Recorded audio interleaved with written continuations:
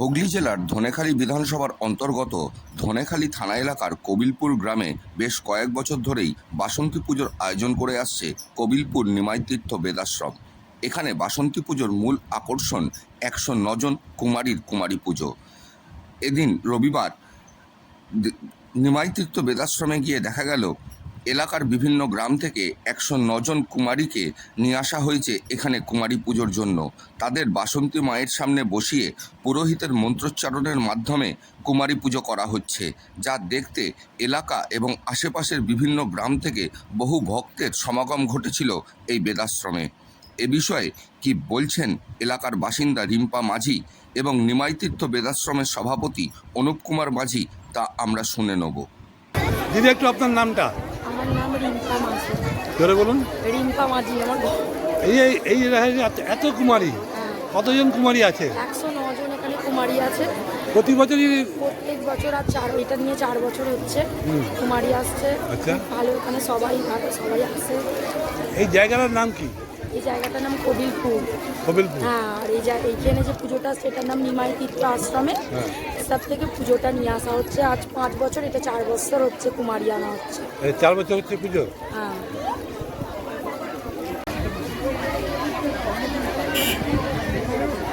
একটু আপনার নামটা বলুন।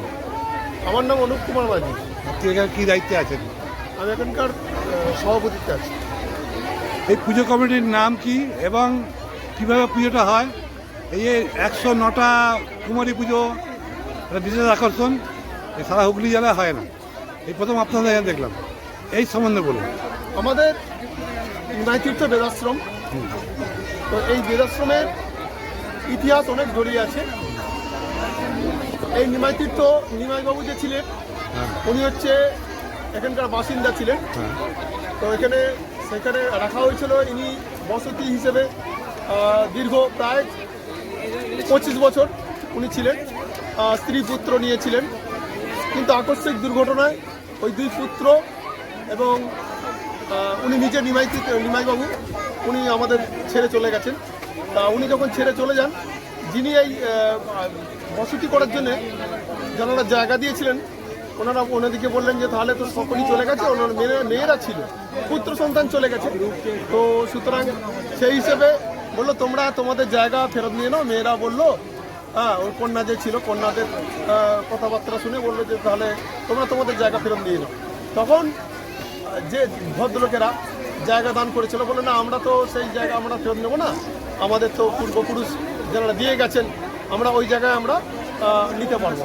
তা সুতরাং সেই হিসেবে এবার ওই কন্যার, যে নিমাইবাবুর কন্যারা ছিলেন, কন্যার পুত্র কার্তিক চক্রবর্তী, তা উনি তখন আমাদের কাছে এসে বললেন তাহলে তোমরাও সাথে থাকো, আমরা এই জায়গাটায় কী করা যাবে। তখন অনেক চিন্তাভাবনা নিয়ে আমরা একটা পরিকল্পনা নেওয়া হলো, একটা আশ্রম তৈরি করানো হবে। তো সেই গুটি কয়েক ছেলেকে নিয়ে আমরা শুরু করি আমাদের এই আশ্রম। তো আমাদের মন্দির হবে আগামী দিনে। তো আমাদের পূজা শুরু হয়েছে। আমাদের প্রথম পদক্ষেপই হচ্ছে আমরা শুভ বাসন্তী দুর্গা উৎসব। বেশ। এই 109টা আপনারা কুমারী পুজো করেন? হ্যাঁ, 109টা। এই রীতিটা কবে থেকে? এই নীতি আমাদের হচ্ছে 3 বছর চলছে। 3 বছর। হ্যাঁ। বেলুর মঠে 108টা হয়, আপনারা কেন 109টা করছেন?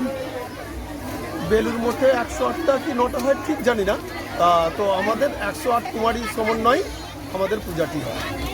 এই দীর্ঘ কতদিন ধরে করছেন? 3 বছর। বিগত 3 বছর, আমাদের এটা 3য় বছর। এই যে পুজোটা, বাসন্তী পুজো আপনারা করছেন, এই এলাকায় কি এই প্রথম না আগে? এই এলাকায় আর কারো কই আমরা জানি না, আমাদের সন্ধানে নাই, বা আমরা জানিও না, যার জন্য আমরা কিন্তু।